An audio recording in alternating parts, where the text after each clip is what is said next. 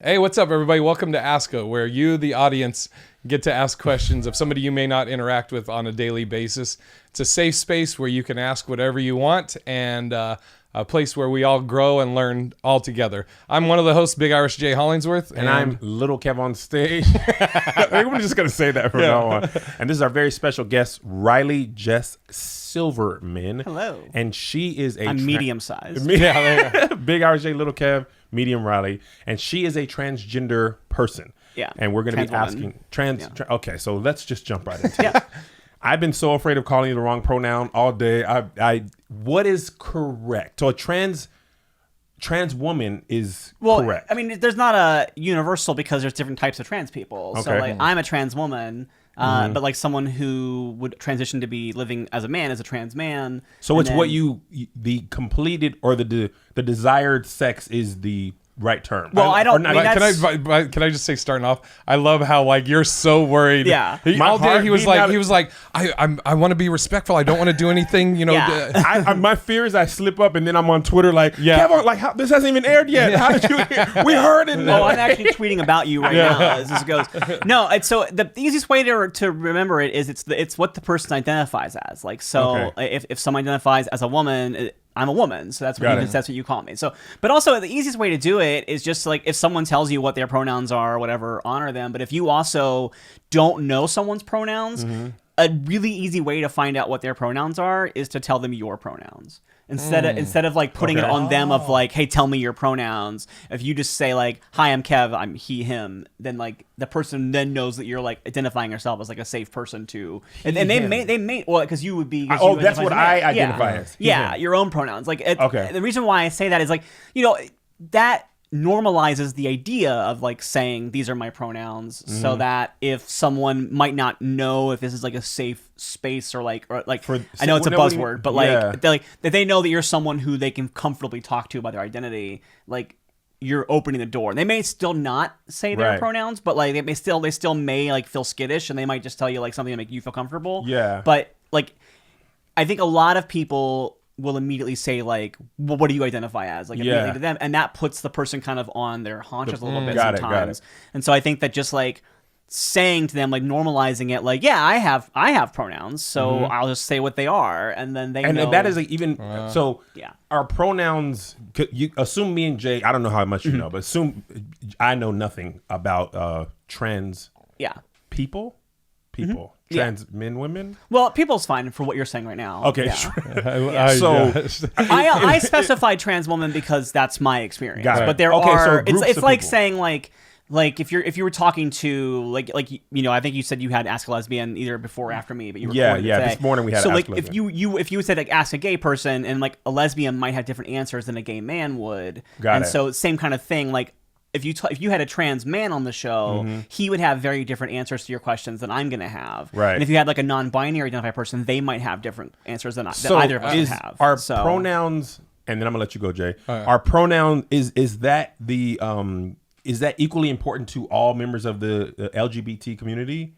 No, I think it's different per person. I think there are some people who don't really have a preference and are kind of like, you just call me whatever, just kind of like, and I am someone who very much like I want my pronouns to be respected, but like, and depending on the day, it might be something I don't care about or something that I'm like frustrated by. So it depends on also like the day and also how many times that day I've been misidentified. Like today, for example, I was on hold a bunch with different insurance companies because of like a major financial thing that was going on where they basically charged me for 2 accounts at once. Right. And so they like basically stole $500 from my wallet. And so I'm on the phone trying to get them to do it. And I kept being hung up on and transferred and stuff like that. And every single time I would get to a new person, they would call me Mr. Silverman. And that like by the time as at the end of it was like so frustrating. Yes. So if I had like frustrating. Yeah. The non-warm transfer is like fam.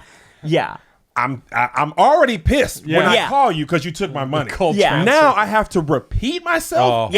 Every time. And even if they would identify you correctly, you're like, I'm going to sock somebody else if I have to explain this. I identify as pissed off right now. So like in that case, if I had left my office or my phone conversation and going to lunch, and then the person giving me my change called me sir, that might have been the one where I was like, oh, you know, like that might have been the one. Yeah, so the video you're talking about, have you seen that video of the guy at GameStop?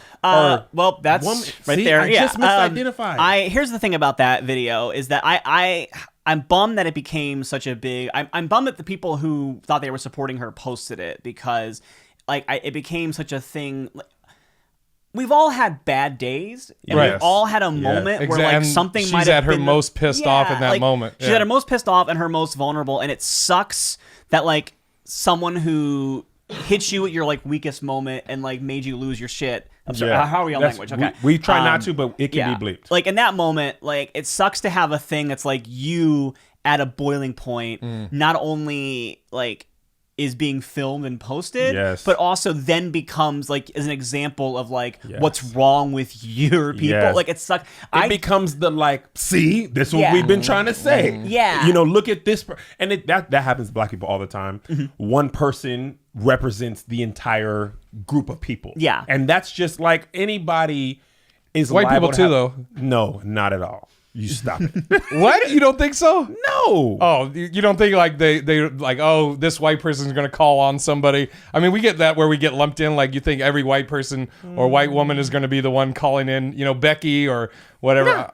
Yeah. I'm fine with that. But I mean, the problem is white people, we actually are all doing it. Yeah. Oh no, I know. Difference I know. But yeah, that GameStop video, it was a bummer that it went the way that it did, because it was one of those things where I was like, oh, I felt so bad for that woman in that video, and I feel bad for the person getting yelled at the store too. Right. But it just sucks to be like, oh, here's this thing that there's probably a million factors that go into it, but now we don't it's a even symbol. see 5 seconds before that video. Right. We don't. You just see the part that's the most sensationalized for the internet. So you have no context. You just see that, you know, thing, and then it like you were saying, it becomes representative of a lot more people. There's been times where I've gotten like typically if someone calls me sir, I kind of just go not a sir or whatever. But there have been times where like there's a Starbucks by my office that I didn't go to for almost a year because I kept correcting like the same people, and it kept happening. Yeah. And so finally one day I was just in a frustrated mood, and I was just like,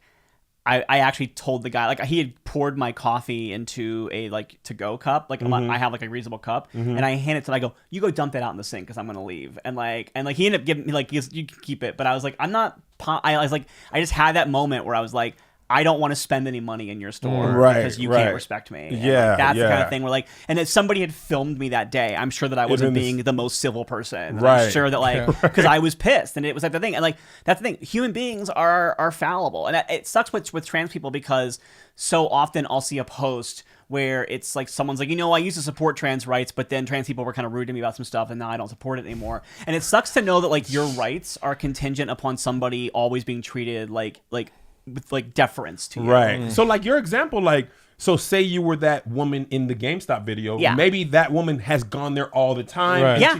And we don't know that. Yeah. But we assume that, you know, that could have been, like you were saying, that could have been your Starbucks video where you've been to that Starbucks 100 times, and now you just finally are fed up. Yeah. But that, I mean, the flip side of it there's too, no context. It could be us in the sense of like, I could be, you know, you just start filming me after I've been through whatever, and I'm pissed off, and now I'm swearing at this guy, and all they see is they're like, man, this dude's just swearing at this kid. And they're like, you know how white people are. White people going off on the manager again. And I was going to say, for you as an example, like when you were saying how to approach somebody, I think a good way for black people that might get it would be like, if you're light skinned and I'm like, oh, what are you? I get it. You get it? Because I immediately was just like, my inner Dragon Ball Z person was like, oh, you got good hair. What are you? What are you mixed with? Like I remember, so I go to a lot of like nerdy like cons, like Comic Cons and stuff like that. And I remember last year, I go to one every year for Doctor Who, and part of the culture there is every year people make ribbons for their name tag badges, and they hand them out, and they're like nice little, and everyone collects them. Some people have like these ridiculous, like they have to buy swag. special things. They're like ribbons that they hang off their name badge, and some people will get them going like trails going behind them, and they'll like roll them up and things, whatever. And a couple of years ago, a couple of like gender activist people like started making ribbons that had your pronouns on them, so they were right on your badge. Yeah. Because I have occasionally when I'm going in a scenario where I think I might get misgendered, I do have some like buttons, especially when I was early on in my transition. I would have buttons that I would wear on my shirt that would say she, her. Yeah. And so people would that would kind of like be a hint for something. Right. And when someone gave me that ribbon and it said she, her, and I remember I was walking around that night and I ran into a guy that I knew, and he'd only ever known me as an out trans woman. Like, he'd never met me before I started transitioning or anything. And he looked at my ribbons and goes, "Oh, are those official?" to my pronouns. And it was like the weirdest moment of like, really? Like you don't need to like point at me and like, and it was one of those things I'm like, why would you do that?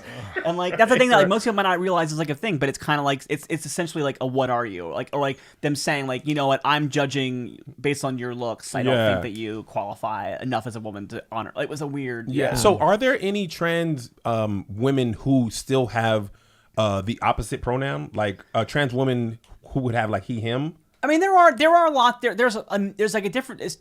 There's as many individual. ways to be trans as there are trans people, and I definitely know some people who identify as trans and might say that I'm a trans woman or trans feminine or some variation thereof. Who still use their old name or still use their old pronouns and make it like a defiant thing. I mean, I don't think it's as common, right? But I do think it does exist, and I have met people who do some. So that's why it's variation of safer to just introduce yourself with your pronouns, and then they have theirs, and now you know this is like a I don't want to say secret handshake, but like a welcoming moment that this is a safe person to talk to. Yeah, because the truth is everybody has pronouns that they use and identify with. It's just that the trans community, because of how we appear or present, or because of just cultural norms, we're the ones that are usually made to actually like state them. And it's just that thing of like, that's interesting. It's like the way that people treat like in movies where it's like straight white like cisgender men are like the default, and anybody who doesn't fit that bill in a movie, they have to have like a written reason for us to exist, as opposed to just being, no, we're all people. That's and why there's like stories about people. Like The Best Man's Holiday was labeled a black movie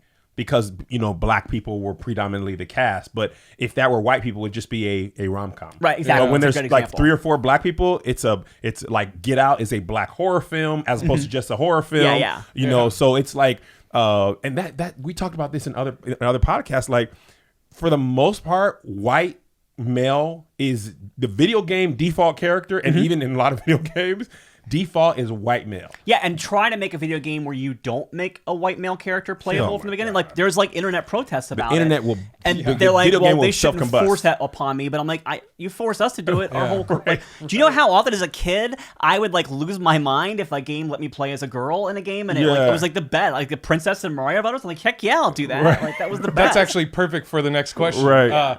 And this is like 3 questions I'm going to combine into one because a lot of questions we got.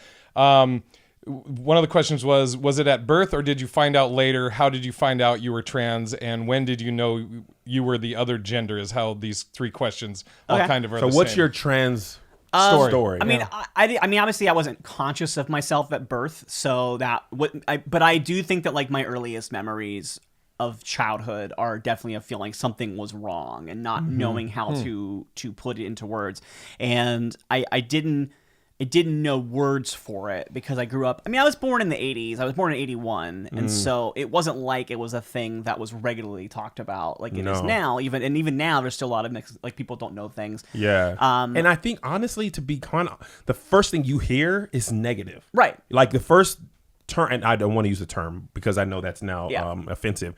But it's all for my first thing, and I hate to interrupt you. No, it's fine. The first thing you hear is in relation to sex workers. You know, like that's the first thing. You know, he got Eddie Murphy, Hugh Hefner, Hugh something or other. You know, so it was the first connotation is a negative connotation. Yeah, you know Hugh Grant, that was a cis woman, but was a sex worker. But yeah. Oh, okay. And that's the thing. Like when I was younger, when I was like a teenager, maybe in my early 20s.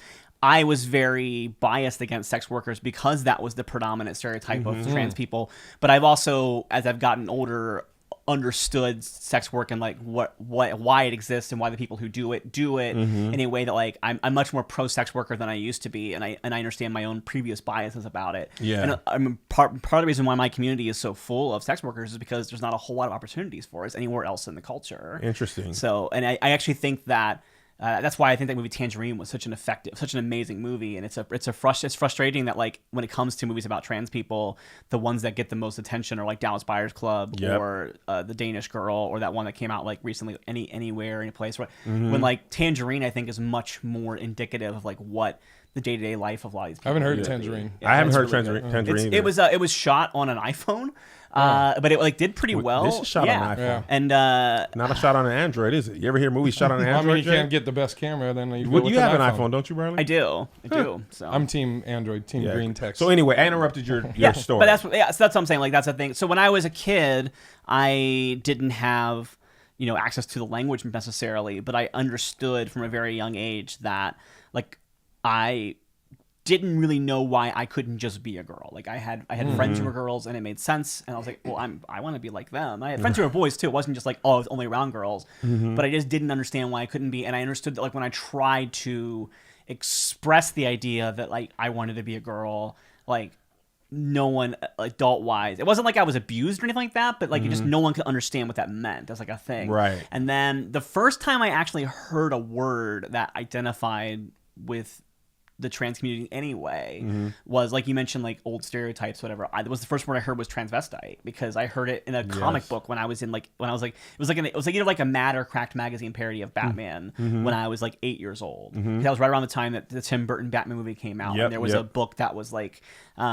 a parody of Batman, and they made a joke when Batman like steps out of the like Batcave in his suit. He's talking to Vicky Vale, and she calls him a transvestite, and like I didn't know what it meant, and I looked it up and I found out what it meant. Yeah, and I was like, oh, that's what I am. Like so that was a term. So you were like right then you've been trying to find something to describe yourself. Yeah, and you saw that and you're like, oh, this is me. It's like I finally get it. Yeah, and then like and that word is not a word that I would identify as now, and it was imperfect for then. And I tried a lot of terms. I think that's the thing. Like, there's a question that's later on the list, but I'll answer it now because I'm bringing it up. There was a question about like, what do you do if you're confused or whatever? And I think that there's this weird pressure with like identity to nail it down and have it like defined. And I found that like when I used to have a blog on Tumblr, there was a lot of that where people would have a lot of anxiety of like, oh, there's all these labels and I don't know which one I'm supposed to identify with. And I don't like think my philosophy is you don't have to nail down a label. Like I think that labels exist to how do I phrase this? I don't think people should stretch themselves to fit a label. Like I don't think people should say, oh, okay, so I'm this, so I have to behave this certain way. Right. I think it's more like this mostly feels like me, but there's a conception that this isn't like this. But if it's mostly what I'm like, I'm just going to stretch this label a little bit to fit me a little bit more. So kind of like when you vote for a politician, like you don't necessarily agree on every issue, but you're like, I mean, this is close enough. Yeah. You know what I mean? Like, I mean, that's. Yeah, I felt like that was a great analogy. I think it was. I think you just faded it off. I think you're right. I think like with political parties, for example, I think just because like I typically vote Democrat, that doesn't mean that I 100% agree with everything that a Democrat agrees with. And I think there are things that happen in elections that like someone might be too centrist for me, or someone might be like too prone to like war or whatever. Right. I am. Like like I was very like I'm frustrated with how much Obama had with immigration that I don't agree with. Like, that kind of stuff. So he did nothing wrong. Yeah, okay, fair enough. I get it. You get it. You don't film them on a bad day. You don't want to represent all your people. So I think that like if someone is confused and like legitimately doesn't know how they identify, I think it's okay to try on different labels and figure out what works best. So is that the idea of gender fluidity? Yeah, in fact, I did that. Because I went, like I mentioned, I identified as a transvestite, I identified as a crossdresser, and then when I found the word gender fluid, I was like, oh, this kind of makes sense to what I am. And so I tried that for a couple of years of like saying, oh, I'm gender fluid, and I was very, like you mentioned pronoun, like my pronouns earlier were, I would say, like, you can call me he, she, or they, just don't be a jerk about it. And then by doing that, allowed me to explore that space until I eventually was like, no, I'm a woman. Yeah. I want to be called by female pronouns, and I want to live my life as a woman because that's who I am. So do you think that in your case, like it seems like from our conversation that this wasn't like, or maybe it isn't at all, it's not like an arrival point.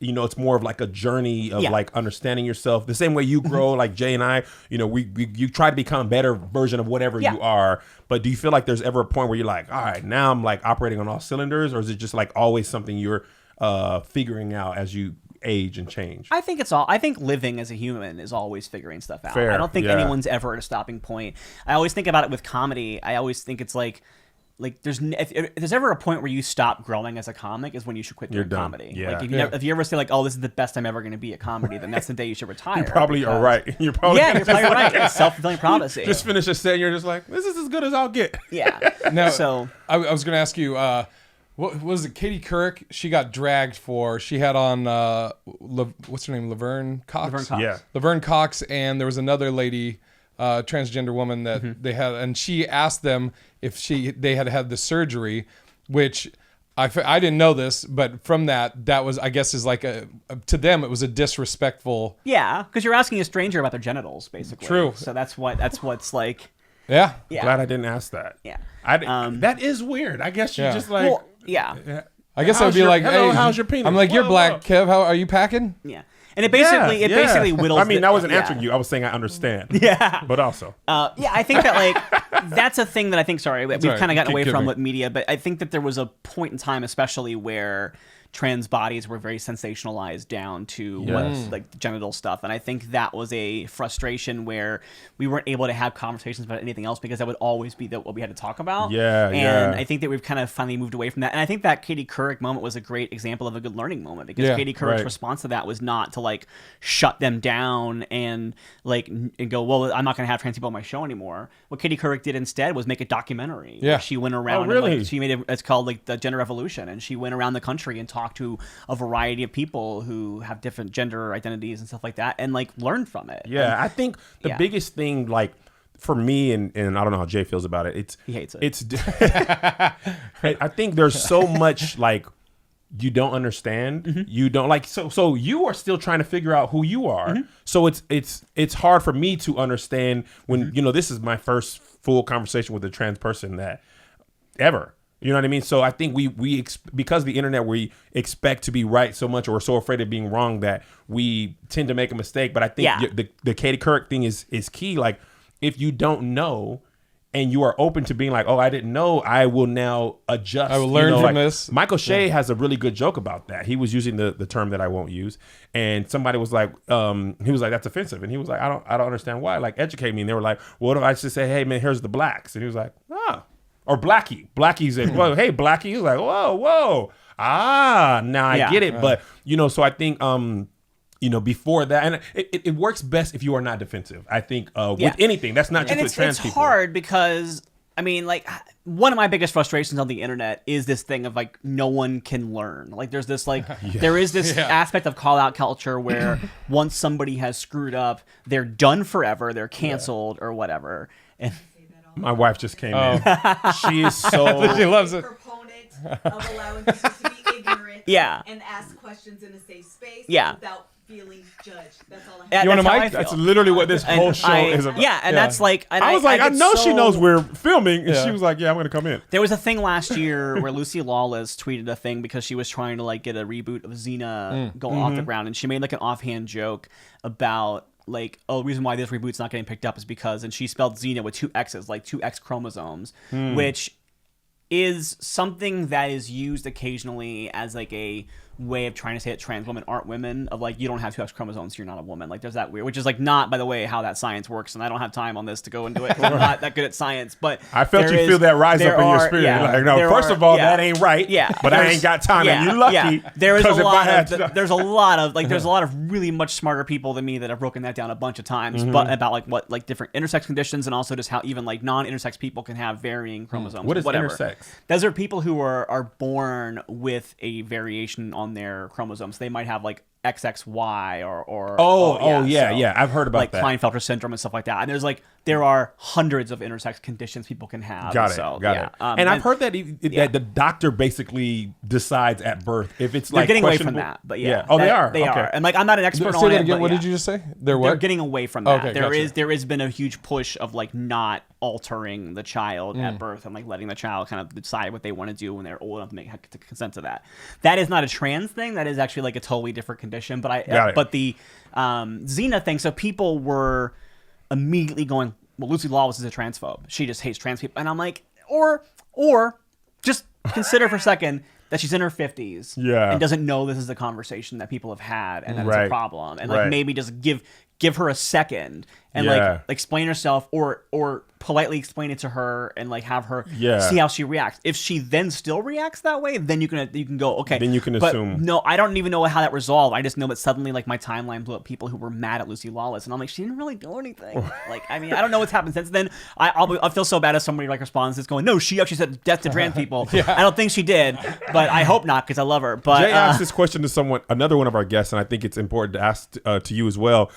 Because of that, do you feel like every trans issue you have to be on the side with what the group is? Is it like a no? Okay, I think there's pressure to be like that. I don't Yeah. feel like I have to do that, and I'm not going to do that. I'm not. I don't. You judge believe- everything on its own. Yeah, I'm my own person, and I think that I don't want to ever feel like I'm just responding to the hive mind. I want to believe, Right. I want to believe that I at least make an effort to try to see things from my perspective and not somebody telling me what my perspective is on something. Got it. Yeah, And yeah. I've gotten in fights with trans people before, and we don't all agree on things. Really? I raised an issue about a thing recently that I thought was transphobic, and there are people who told me that I was wrong about it. People who are trans go, I don't think it is, and we were both right. That's the thing. Me and Jay have talked about that, and a lot of our guests have actually said this, so I know we're not, wrong, because people are like, I can see how that offends or affects other people, but that's not really my thing. It doesn't really bother me, so I don't feel like I have to take up the mantle of everybody else's feelings if it doesn't.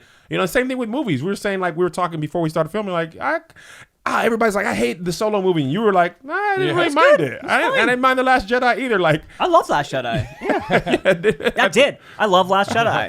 Deal with it, That's internet. the thing people are offended Oh, it will about. be. It will be. Oh my gosh. That's what they draw the I liked line. everything except for the whole Last Jedi thing. Yeah, Ryan Johnson doesn't understand how Star Wars works, and I just think that I want to go back a little bit when you were talking about you saw the Batman the transvestite reference, and you're like, that I can connect with that. When you was there a certain point where you're like overall where you're like, I know what I am right now as far as transgender, and did it reflect in the sense of you woke up one day and you're like, okay, I'm gonna start dressing like a woman, or was it like a transitional? I don't know another word. For me, it was gradual. It was very much. I started for a while. It was very much I don't want to be this thing. It was a stages of I would go back and forth where I was relieved that there was a term and that I understood that people like me existed, but I also then immediately understood that people did not like people like me, and that it was we were considered bad or whatever.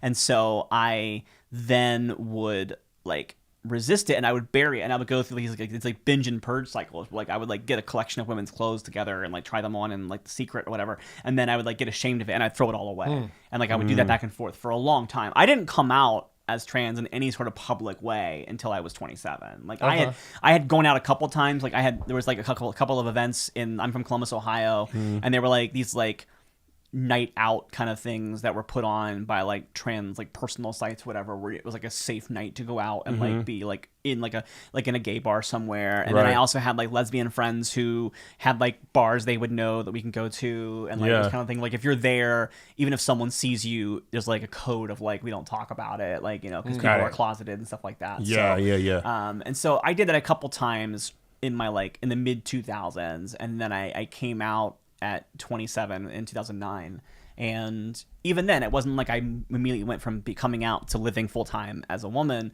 I came out as a cross-dresser first, and that didn't quite feel right. And when I would talk to other people who identify as cross-dressers, I was I don't quite do what you do. It's not the same.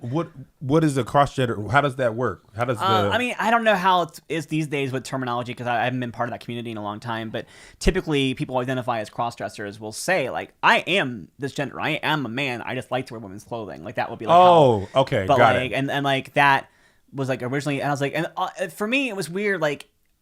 I was bizarre because most people who would if I was on a web forum for cross-dressers, they would all wear false breasts and wigs and stuff like that, and that never worked for me. I always didn't like it. I always felt when I would wear things that would not be my body, but would be it felt costumey to me, and it actually triggered more of my dysphoria, which dysphoria is the kind of actual gender dysphoria is what they call the diagnosis a lot of times that puts you as being trans, you have gender dysphoria. It's the it's hard to describe to people who don't experience it. Is it like It's body essentially- dysmorphia? It's like that. It's essentially the disconnect between what your brain feels that your body should look like. Like it's like almost like your brain has a body map of how your body should look and feel. And it's not matching and what it's you not see. matching the physical form, and so that causes you distress. And when I would have like false breasts and a wig on, that would actually because it would make me feel more fake. But when Got it. when I actually did come out and started taking hormones, and I like developed my own, and like my hair grew longer, I love it. Like, and it feels so real. Right. So where like I will still wear wigs once in a while for like a costume effect. Like I'll wear like a colorful wig or something like that. Mm-hmm. But even when my hair is frizzy and messy and there's a little bit thin spot in the back, whatever, I'm much happier having my own hair than I Right. ever was wearing a wig. Yeah. And Yeah. when you came out officially, I guess you'd say, I don't know if that's the proper term, like when you were 27, how was your family? Was your family accepting? It took a while. My dad was pretty accepting at first. My mom was not. It took her a while. Actually, weirdly, my Interesting. mom. That's interesting. Yeah. I would would think it would be the other way. Yeah. My mom was actually more accepting once I really started using the terms like transgender and stuff like that, and saying that I'm living as a woman and that I am a woman, like that kind of stuff. I think when it stopped being, oh, my son wants to wear dresses, and became, oh, actually I don't have a son, I have a daughter. I think that was easier for her, because when it was just like clothing stuff, it was like, okay, you like these clothes, but why do you have to wear them? Like it was like if you are in like you're putting yourself in danger by wearing them. And I have been physically assaulted for who I am, and so haven't or haven't? I have. Oh, you have? And so for her, I think it was like, why are you putting yourself in this dangerous situation if it's just about wearing clothes? Yeah. Whereas like when it's like, no, this is who I am, and I'm Yeah. more of a threat to myself if I don't live as myself than I am if I don't. Yeah, if I, I do. think one thing So- that we were talking with another guest about this, and she was saying that like this is a hard life. You know, the fact that people know the risks associated with the choice that they're living to do and still do it, like obviously, because people talk about whether it's a choice or anything like that, and they're like weighing the risks that is associated with living in a life that's against the norm. The fact that people still feel like I have to do this because otherwise I can't even function should give us some insight into how difficult it is to be living in a way that doesn't feel natural to you. I will say that I am a significantly happier person than I was before I came out. I think that, and people joked about it because I started comedy in 2001. I did comedy for 8 years before I came out as trans, and I had people who knew me in the comedy scene in Columbus. And I remember someone jokingly referred to the time of my life after I was out as when I had my face turn, which is a wrestling term. term? Yeah, my Because- son is Yeah. big in wrestling. Yeah, because I was a bit like around my like mid to late 20s. I just got really bitter and angry because I was just so sick of living this fake life, and like my act was one that went from being a lot of like one-linery like observational jokes to being more personal, but I was never being completely honest with my personal jokes because I was Yeah. hiding this part of who I was, and I think that people recognized that. Sorry, That's all and right. I was not always happy. I was a pretty snippy, angry person a lot of times, and it was because I was just like exhausted all the time from carrying this facade. And when I came out and like was like, it was like a load off, and it Yeah. was amazing. And Yeah. to this day, like, and when I started taking hormones it's gonna be 4 years ago in March. And once the hormones like regulated a little bit, it was amazing how much more in touch with my emotions I was. Wow. Once I was like once my like chemistry Yeah. was Right. adjusted. Yeah. Before I started taking the hormones, a friend of mine described it to me, because I was like very hesitant for a long time to do it because I was like scared about changing my body chemistry. But a friend of mine, and I was like, I knew that I was older. I was already in my 30s, and I was like, maybe I'm too late for having like any like significant changes to my body at this point.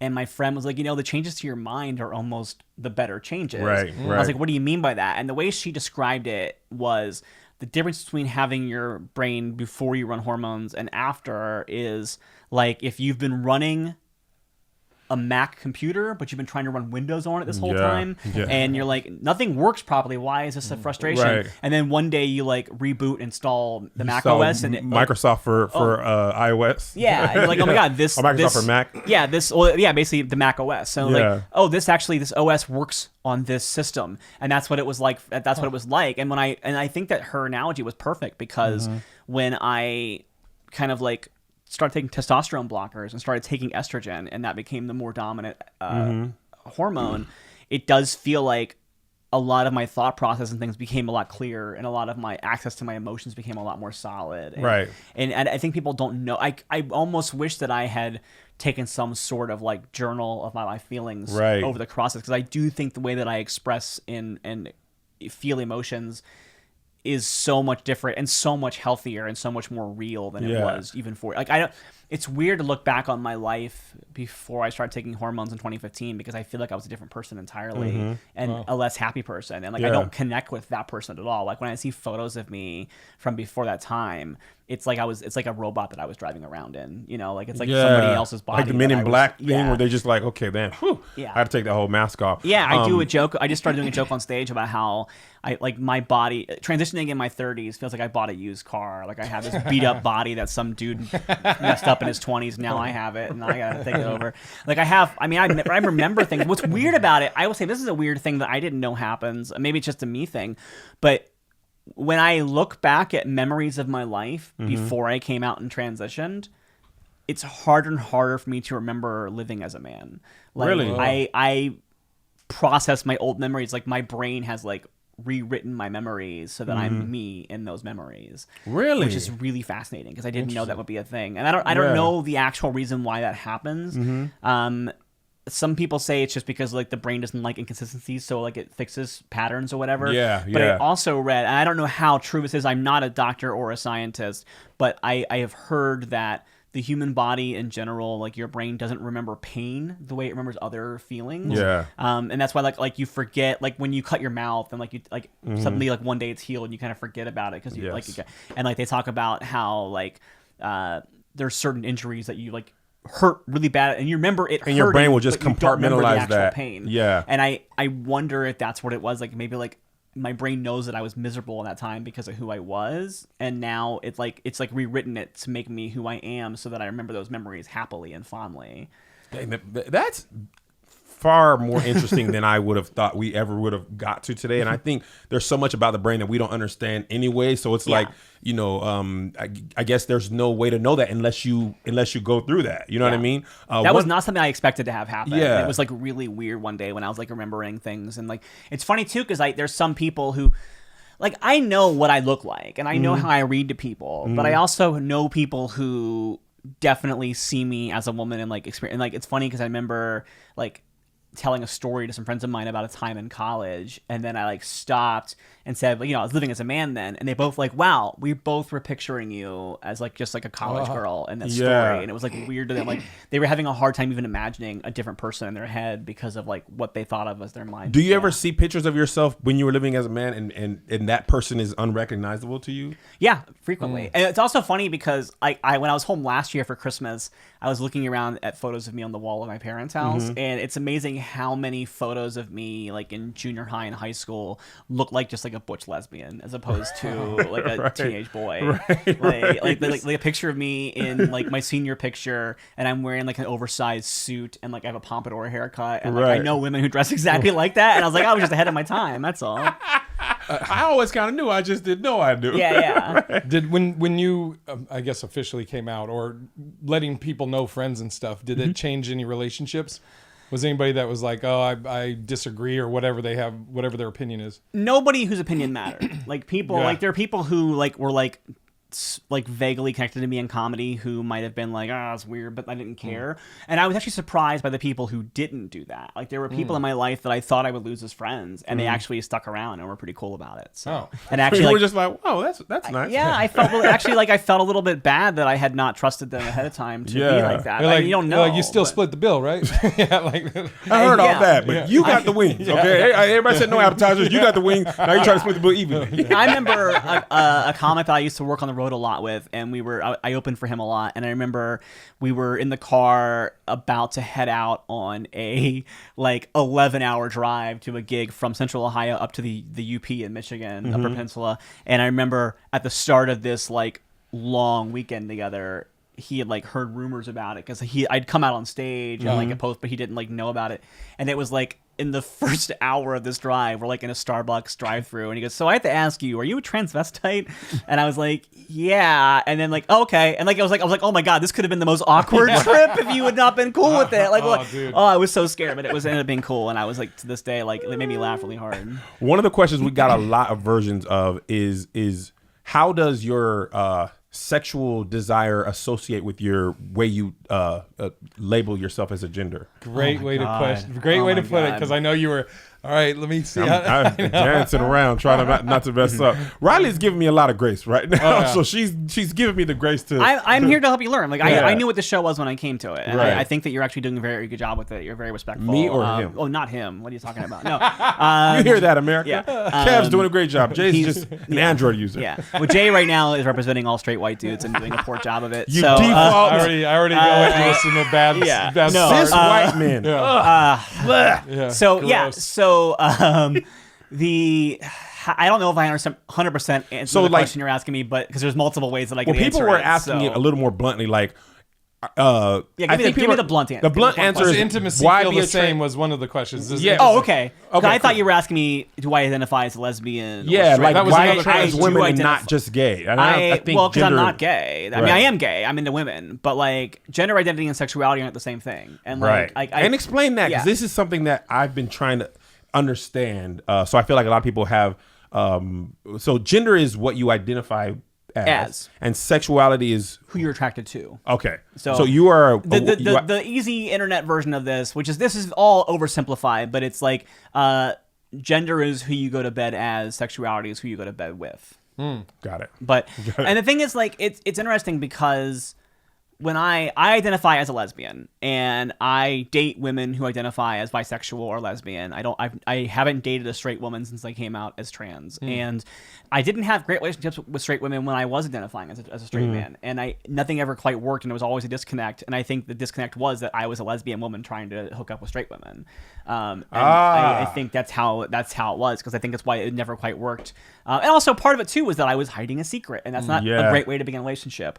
But and not every lesbian will date trans women. Not every trans woman will date trans women. Like everyone has their own preferences, but I definitely still I meet queer women who will date trans women, and we have queer relationships. Like, and I identify as a queer woman, and I hang out at like there's an event in LA every year called Dyke Day. It's like on the Saturday before Pride, and like it's like, and I'm sure there are people there that don't think I belong there, but there are more than an overwhelming people who do think I do. And Got it. Like I got like phone numbers and stuff this year when I was there, and Okay. it happens. All right. I did all right. So yeah, and I mean, I had a great and day. the way to answer the question, like how can you be a trans woman and be a lesbian, is just that, like, well, because gay women exist and I'm a woman, so that's how that works. Like, Right. And the intimacy thing. Does intimacy feel like there? Oh my god. Oh dang. Oh, Jay. You need a minute? I need about 20. It's night and day. Yeah. It is because I've been taking, because the thing is, okay, so I know you, based on who your audience is, I don't want to get too graphic here. No, but we don't based care what on they wanna do. based Just on don't swear. Yeah.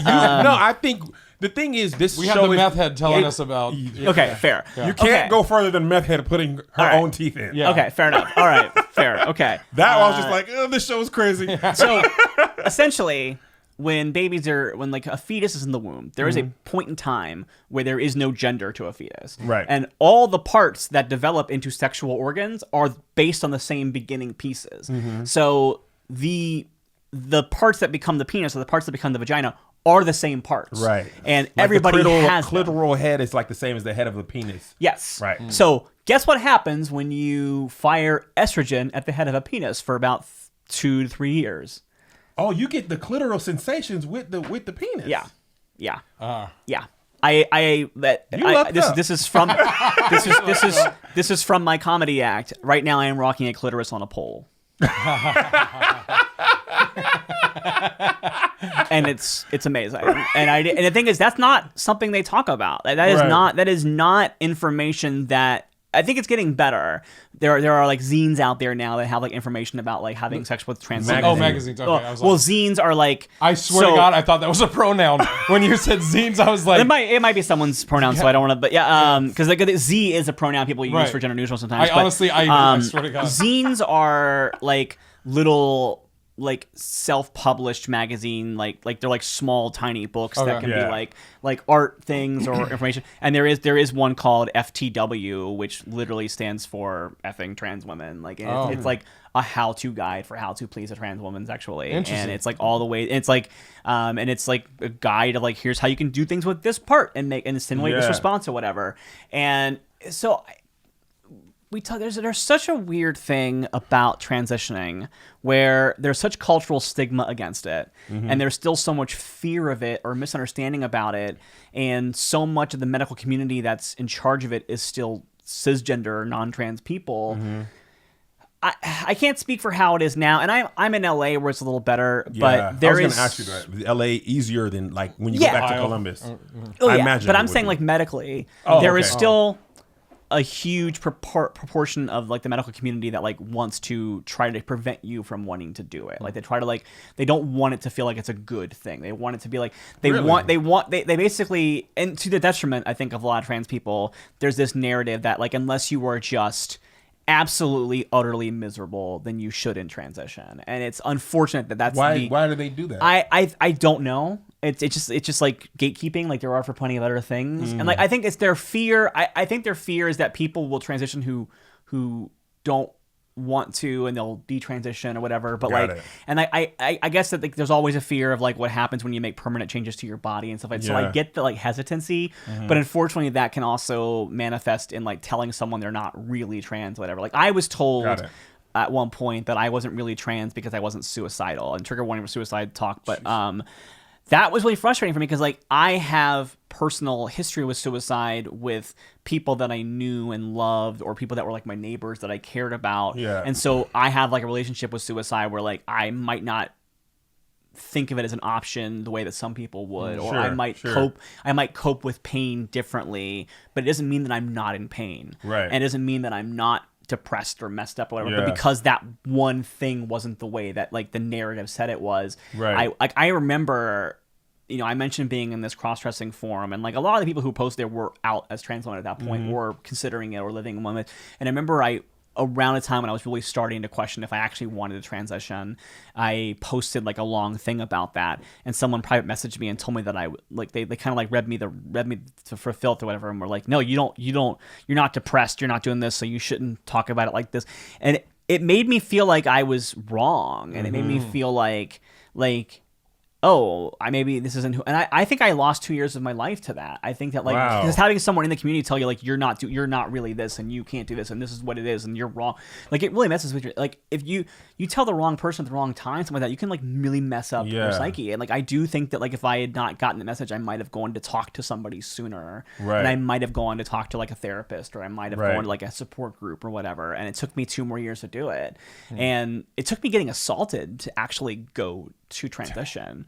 It took me going to go transition. yeah, because I was So this is when you were just identifying as a cross-dresser. this is when I was in my like gender fluid days, but Okay. I was thinking about transitioning. At this point, I pretty much had gotten to where I was still not being strict about my pronouns, but I was pretty much living full time openly as a trans person, basically. And then I got assaulted, and it was like this moment of like, hey, you being cool about your pronouns, like you being cool about, I don't care if you call me he, she, or they, it doesn't matter, didn't save you. Like it didn't protect you. So why are you not just being yourself Right. out of this? And that's what it made me realize, like me with those pronouns. And this is not to say that everybody who has that has my experience, but for me, it was a protection mechanism. And once I like had that protection whipped away from my eyes, Right. it made me go, well, why don't you just live how you want to live and be yourself? 'Cause- And that's yeah. what made me do it that year.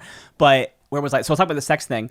I think that like there's a fear that if like the narrative is like, it can actually be really great to be trans.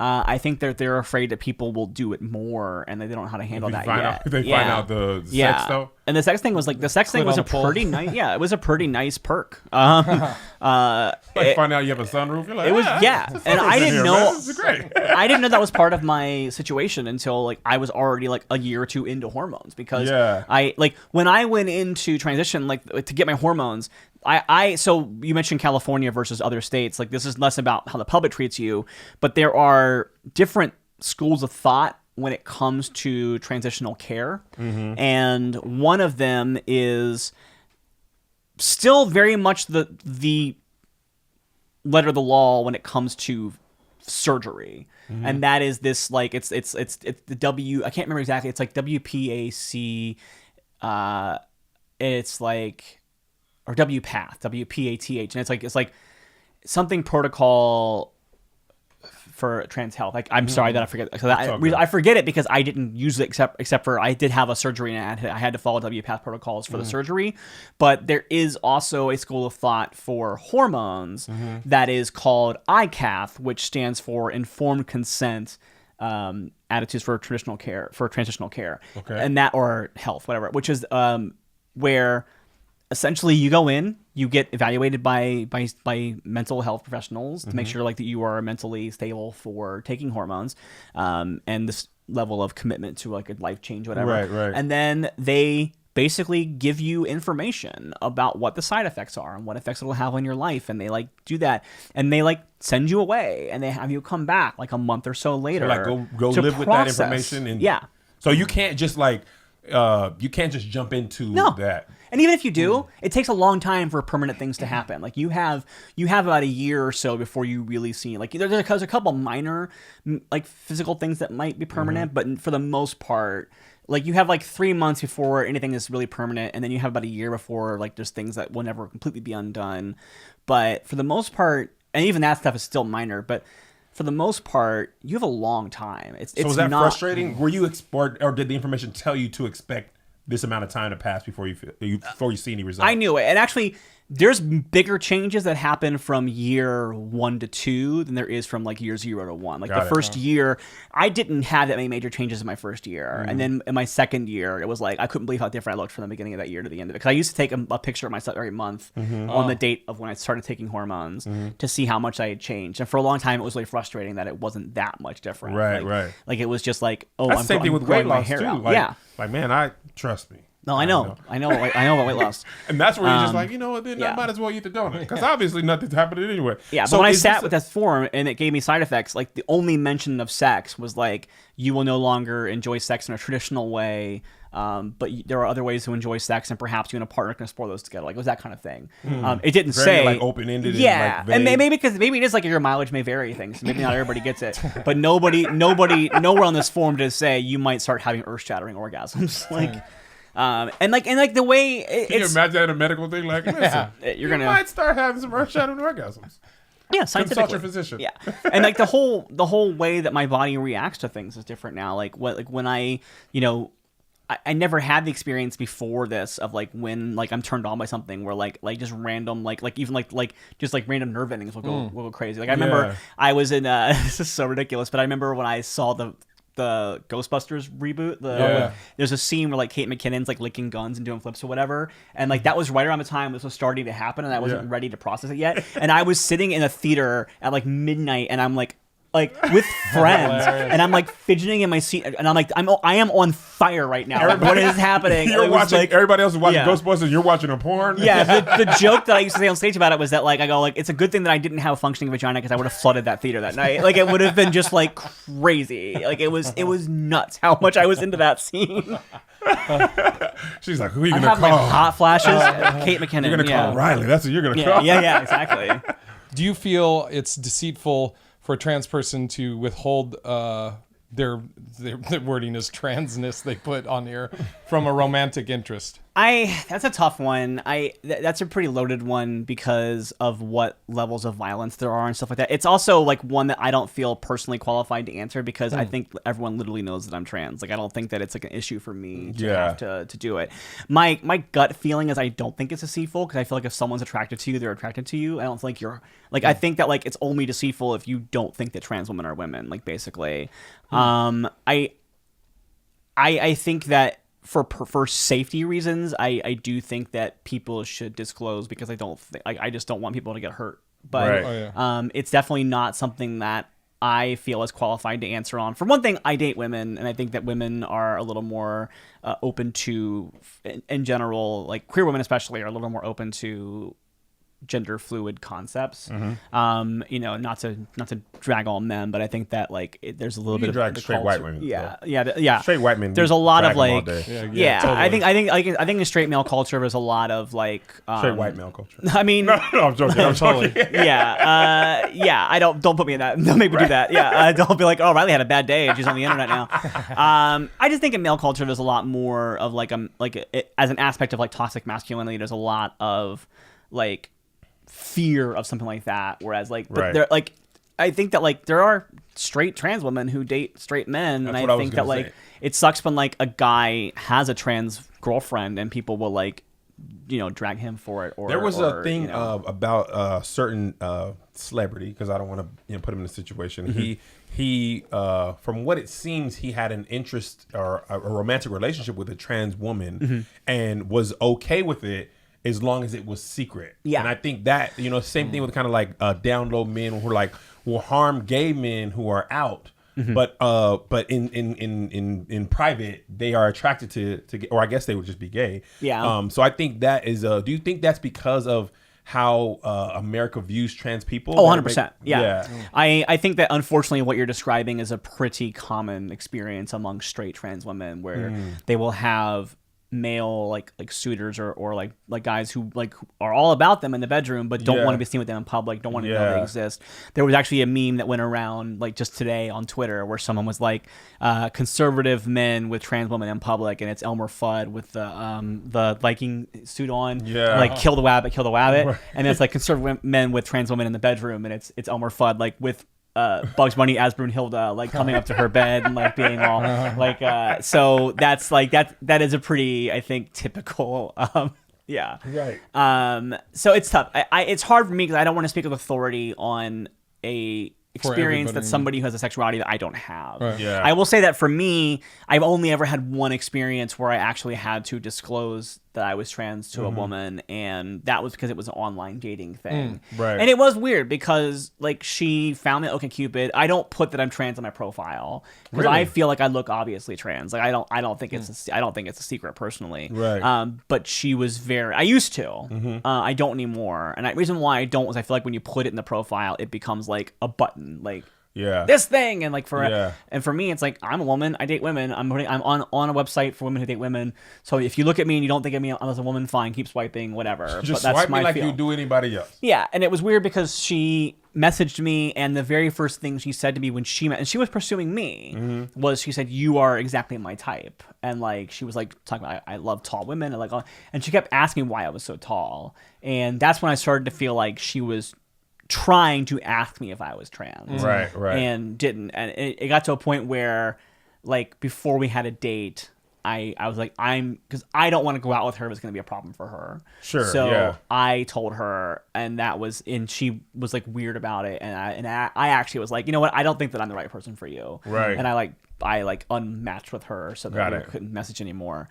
But again, like I don't know if it would have been deceitful for me to not tell her that I was trans because she was attracted to me, and Right. she approached me, and she was the one who was saying like, I find you very attractive. Right. So it was like, what? So like you finding out this thing about my past and my history Right. means that I'm not the person that you were. It's not like I was like sneaking up on her and trying to like trick her into liking me. She liked me. And I think that's Yeah. what people, for me, and I don't know your timeline versus Jay's timeline, but on Twitter, a lot of the conversation on my timeline is about trans women tricking men. And Yeah. that's the like, I don't really think that's happening personally. I think there might be the occasional example of it. I don't think that's what's happening in the common sense. Right. I think what happens is that men are attracted to trans women, Right. and then they get caught dating And a then trans it's woman, something. and then they go, "Oh, she tricked me." I think it's a saving face thing. I think it's a reactionary thing. I think it's a sense of being embarrassed or whatever. Or and then like there's examples like in history, even when you take the trans element out of it, there's examples of like gay men who go cruising and they'll pick a guy up and then like they're hooking up and then that guy freaks out and is like, starts yelling homophobic slurs and beating him up. Right. That has been a thing that's happened all through history. Yes. And I think it's the exact same thing with trans women, where I think that men pick up a trans woman and want to be with a trans woman and then find out that she like there's a moment where their brain just suddenly goes, oh, I can't be caught with that kind of feeling. Yeah. And again, I date women. I'm very fortunate in that regard, but yeah, it's a weird thing, and it's hard for me to give a blanket statement on that for sure of that's how I look and who I date and what my experiences are. Yeah, I do have we have a couple more questions. I think Jazz has a couple more. What do you think is the biggest misconception about trans women or trans people? Oh boy, I don't know what I think the biggest one is. I think that here's what I think it is. I think that people who try to understand the mentality of a trans person will go, oh, I don't know what I like. People who are trying to be sympathetic will still think of it like, oh, I don't know what I would do if I thought that I was the opposite sex. Right. I don't think that's really how you should look at it. Like, I don't think of myself as a man who wanted to be a woman. I think of myself as a woman who was born in the way that people thought that I was a man. So I think the way to think of it... It's a big distinction. Yeah, like, I think instead of trying to think of it, like, instead of, like, just, like, Jay or Kev, I think instead of thinking of it as, like, oh, what would I do if I thought that I was a woman? What would you do? Because you guys, I assume, both know that you're men, right? Now, imagine if nobody else thought you were men. Imagine if you were born, if everyone called you her and ma'am, and you're like, no, I'm a man. Yeah. And they were like, no, we can clearly see you're a woman. And like, imagine the frustration of that experience. That's what being trans is like. It's not. And then that is that like magnified by society telling you that, and then you're just like, oh my god, I feel like I'm like on fire. Like nobody's. That I imagine that'd be very frustrating. Right. And that's what the experience is like to me. That just made me think of a question. With being transgender, do you have an opinion on like the Rachel Dolezal that she's trans race or transracial? As a white person, I don't feel like that I'm allowed to weigh in on that. Like, I feel like that's beyond my pay grade. Well, I wish more white people would be like, hey, bro, let me tell you what, I ain't got no opinion. Yeah, I don't think that I think that race and gender are different in how babies are born. She was not touching that with 30-foot pole. Well, what I will say is this. I will say this. I will say that, okay, I mentioned earlier the way that fetuses are in the womb and how much that is influenced by what hormones hit the fetus at what time. It's also, we talked about chromosomes and stuff like that. But there is not a way that a child of two, like, let's say I'm of Irish and Jewish descent. There's no way that a baby with my bloodline would have been born as a black person in the womb. That's just not how that would work. But there was a multitude of mathematical ways that I could have been born as a cis woman or a cis man or whatever. And like basically based on what day of the week your parents had sex and what sperm hit at what time can determine if you have a boy or a girl and stuff like that. Right. But no amount of different... Well, there's one way that you could change the race of the baby, but it wouldn't be the same two parents. Right. You know what I mean? Like, and so I think, and I also think that like that's where... That's my opinion on the Rachel Dolezal thing, is I don't think it's the same thing. And... yeah, that's where it's different, because I think when you get into talk about like, oh, how someone is culturally black or culturally a woman, that's where you get into like mucky areas to talk about it. Right. Because I don't think there's one specific experience that's like the woman experience or the male experience, and like, and that's the thing that I had to like learn. I had to unlearn that as well. Yeah, there's a whole bunch of like, there's so much talk about sexual, especially in being a black male, like sexuality and what's considered gay or straight, or like even like parts of your body. Like if you, for example, I hate to get this crass, but who cares? If you are a man and you like any touches in your butt, near your butt, around, even if it's by a woman, like, oh, that's gay, man. That's gay, and like, well, I mean, but it's a woman doing it. I don't care, that's your butt, man. You know what I mean? So I think there's so much we don't understand. And so much that is very personal. You know what I mean? Like the way you are wired, Jay is wired the same way. I think I don't want to minimize the trans experience, but the same way, like I talk about this a lot with like onions. Like my wife loves red onion, raw onion. And when I see her eating them, I'm like, how does that taste? Cause it tastes so awful to me. but it tastes. She's like, like we were eating barbecue. She just threw like pickled onions in her mouth, and I was just like, Okay, why did God do that to you? And she was like, a lot of people like them because they're served like that. And I think, in some ways, sexuality is like that. The same way you just grew up and but then again, I like sauteed onions, and I don't know how I can't eat a white onion that is raw. But on a burger, sauteed onions and butter is like, I can't imagine not eating it without that. And that's just like, so I mean, I was just like, and then I also could go for that right now. But like, same thing with sexuality, like it's not the same way I imagine, the same way your taste buds are very personal and like, whatever. I think sexuality maybe has that same type of like, so that's, I love that you're saying I can't speak for other people in this way because, and a lot of our guests have actually approached things like that. It's like, this is my experience in this. I really don't know. And everything I'm saying is my experience. Like you can have a different trans, lesbian, white, Irish, Jewish woman on this show, and she might have different points of view on all this stuff as I would have. Yeah, so. absolutely. go ahead, Joe. I got one that I think, especially for your viewers, listeners. Do you have a religious faith? This is literally the question I was going to ask. Well, are we brothers? Yeah. We both love black women. I know that. But if you have, do you have any religious belief? And if so, how does that play into your sexuality and how you see yourself? Well, I asked it better than Jay could. Yes, you did axe it better. I'm not touching that. I identify as agnostic. I am kind of the mindset of like, I don't know the answer to that. I'm an agnostic who leans towards having some sort of faith. I was raised Methodist, so I come from like a Christian background. Right. Like my Jewishness is just like ethnic Jewish, but I was a pretty active church kid up until like around junior high and freshman year of high school. And what turned me off from the church was a lot of the hypocrisy that I was feeling from people, especially with regards to LGBT people. And this is before I was self-identifying as one. Like I was very closeted and very like burying my feelings a lot about it. Because after I'd found terms that made sense, this was like when I was in a cycle of like being ashamed and hiding it and stuff like that. But I remember like having a conversation at church one day about, this is like 90s. This is like around when Ellen came out. Like this is when like we were just talking about gay people for the first time in Central Ohio. Yeah. And I remember there was like conversations about if we would accept gay parishioners to our church. And it seemed like the attitude was only if they were actively trying to repent from being gay and change who they were. And that just didn't click with me.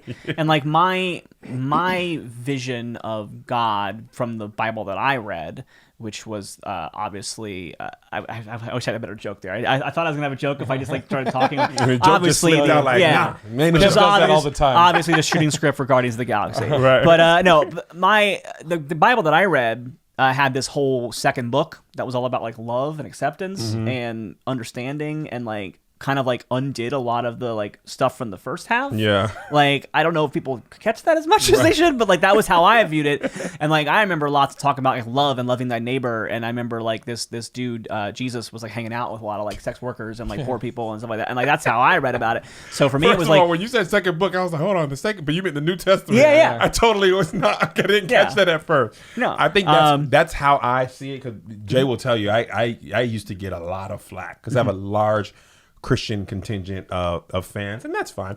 But Jesus was really like, yo, like even in the Bible days, it was like, fam, because people would get mad at me because I would even like I was telling another guest, we had a Ask a Gay Guy and we had Ask a Black Gay Guy, and my fans were just like, well, enjoy hell. And I was like, whoa, just for talking to a person that has a different idea about life than me, like, yep. And I was like, okay, so we, I said this exactly in another episode, but we are supposed to, if you're a Christian, you're supposed to lead people to Christ, right? So how do you expect a Christian to lead a person to Christ without even being comfortable enough to have a conversation with them? How could, because the other thing is just like, Bible on a sledgehammer, which is the you're wrong approach, like, and that doesn't work with anything. Only love and openness and acceptance and willing to talk, willing to have you in my home or have dinner or whatever. And Jesus, how could you like? Now, one thing I understand with Jesus, the tax man, like Jesus, I get it, the other people, but taxes, bro. That's where I draw the line. Taxes been killing your boy for a while. That I don't understand. What I mean? And I love how they lump them in with everybody else. And the tax man, Jesus with the tax man? right, hold on, man. You tripping on them tests, Uncle Sam. So I think that's why I personally feel like for me to even be able to have any sort of ministerial approach to anyone, the first barrier to that is to be willing to have a conversation. Yeah. You know what I mean? And I think if you can't even do that, you have no chance of winning anyone to Christ. Right. You know what I mean? And I think that, like, for me, the lessons of, like, what Christ talks about in that book, in the New Testament, like, sunk in pretty well for me as a kid. Yeah. And I remember being like, well, if this is if this is the attitude of the people who are, like, professing to be teaching it, I don't want to be part of this. Right. And I ended up leaving that. And I haven't really gone back to any sort of organized religion since then. Kind of just thought, kind of have my own. I'm at the agnostic thing now. And agnostic, correct me if I'm wrong, that's what is that? Agnostic is kind of the cheating, fence sitting place in between. It's the white default religious and version of it. atheism. It's basically it is the idea. Safe atheism. It's I don't think of it as atheism because I think of myself as a person who has faith, but some people do. It's agnosticism is kind of the place between religion and atheism where you're basically saying, like, there could be a God, there could be no God. I am not capable of processing if that's true or not. Like, I am a fallible human being. I can't say for certain. It's so confirm nor deny. I It's- can yeah. neither confirm nor deny those allegations. And that's exactly And it's like it's very much it's. I think people do think of it as playing it safe or fence sitting and, like, not committing one way or the other. Yeah. But I don't feel like I should have to feel like I have to commit one way or the other. And like for me, it's like I do think our universe is so beautiful and expansive, and I think there are aspects of it that are just consistently just what's the word I'm looking for? There are aspects of our universe that are just fundamentally beyond human comprehension. Sure. And I think that is where the element of, like, a divine presence or some sort of otherworldly presence could easily exist and be understood. And we're talking about God, or talking about, like, a multiverse, like Chick-fil-A sauce. Like, I don't know how science comes. Whoever put that together? Oh, like literally any other fast food restaurant. But also, there's a place in NoHo that I'll tell you about after we go. That's just as good. But yeah, so for me, it was an aspect. It always frustrates me when someone tries to deny the trans experience and they'll say, well, God doesn't make mistakes. Yeah. And that frustrates me a lot because I never said I was a mistake. And it frustrates me that you would, like, and also, like, there are plenty of people who are born with birth defects or people who are born orange and become president. But there are plenty of people who have issues that they're born with. Right. That the idea, like, I don't think it's fair to look at them and go, like, well, like, God doesn't make mistakes, but, like, it's like, for me, it's like, if I believe in a God, if I believe in some sort of presence, and I believe there is, like, a plan or whatever, like, who the hell are you to say that this wasn't my plan? Right. Who are you to say that, like, maybe I was supposed to go on this transitional journey? Like, maybe this is what I'm supposed to experience in my life. Maybe this is, like, the thing that my soul needed to be enriched and understood. Because I will say this. I will say that by virtue of being a trans person, I have a much significantly greater amount of empathy than I did before I came out and transitioned. Yeah, I am. Yeah, and I am that's not true for all of us, but it's true for me. Sure. I am much more someone who tries to listen and see sides of things. I don't always succeed. I probably fail more often than I do succeed, but I try, and I think that is woven into my soul now because of the experiences that I've been through. And I think that there are, like, things, I mentioned earlier when I was like, I'm a white person, I don't have the right to talk about this.